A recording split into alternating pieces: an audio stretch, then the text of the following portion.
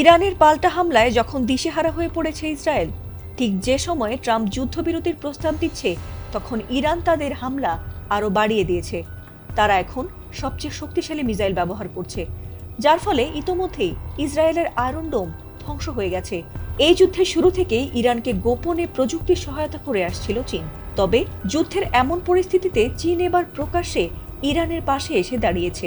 এমনিতেই ইরান যুদ্ধে ট্রাম্পের অবস্থা একেবারেই নাজুক হয়ে পড়েছে। এমন সময় পারমাণবিক শক্তিধর চীন প্রকাশ্যে ইরানের পক্ষে অবস্থান নেওয়ায় চরম দুশ্চিন্তায় পড়েছে ইসরায়েল ও যুক্তরাষ্ট্র।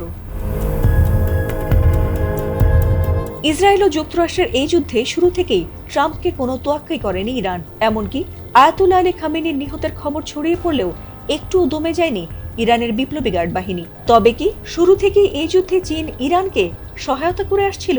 এমন প্রশ্ন থেকেই যায়। এই যুদ্ধে যতই দিন যাচ্ছে ততই ইরানের পাশে কাদের অবস্থান রয়েছে সেটি পরিষ্কার হচ্ছে। একদিকে উত্তর কোরিয়ার প্রেসিডেন্ট কিম জং উন, অন্যদিকে চীনের প্রেসিডেন্ট শি জিনপিং, দুজনেই ইরানের পক্ষে অবস্থান নিচ্ছে। তাহলে কি তৃতীয় বিশ্বযুদ্ধ দেখতে যাচ্ছে সারা পৃথিবীর মানুষ? যুক্তরাষ্ট্র ইসরায়েলের যৌথ হামলা শুরুর দিকেই ইরানের মিনাব শহরের একটি প্রাইমারি স্কুলে ক্ষেপণাস্ত্র হামলা চালিয়ে কোমলমতি শিক্ষার্থীদের হত্যা করে ট্রাম্প বাহিনী। আর ওই হামলায় নিহত হয় 150-রও বেশি শিশু। যুক্তরাষ্ট্রের এমন বর্বরতা দেখে মোটেই চুপ থাকতে পারেনি চীন। আর তাই গোপনে নয়, এবার প্রকাশ্যেই ইরানকে সহযোগিতার ঘোষণা দিয়েছে শি জিনপিং সরকার। এমনকি ওই হামলায় নিহত শিক্ষার্থীদের পরিবারের জন্য $2 লাখ অনুদানের ঘোষণা দিয়েছে এশিয়ার অন্যতম শক্তিশালী দেশ চীন। বার্তা সংস্থা এএফপির এক প্রতিবেদনে এ তথ্য জানিয়েছে চীন। এছাড়াও এ নিয়ে বেইজিংয়ের পররাষ্ট্র মন্ত্রণালয় জানিয়েছে, জরুরি মানবিক সহায়তা হিসেবে চীনের রেড ক্রিসেন্ট সোসাইটিকে $2 লাখ ক্ষতিপূরণ দেবে চীনের রেড ক্রস সোসাইটি। এই অর্থ নিহত শিক্ষার্থীদের অভিভাবকদের প্রতি সমবেদনা ও ক্ষতিপূরণ হিসেবে দেয়া হচ্ছে বলে জানানো হয়েছে।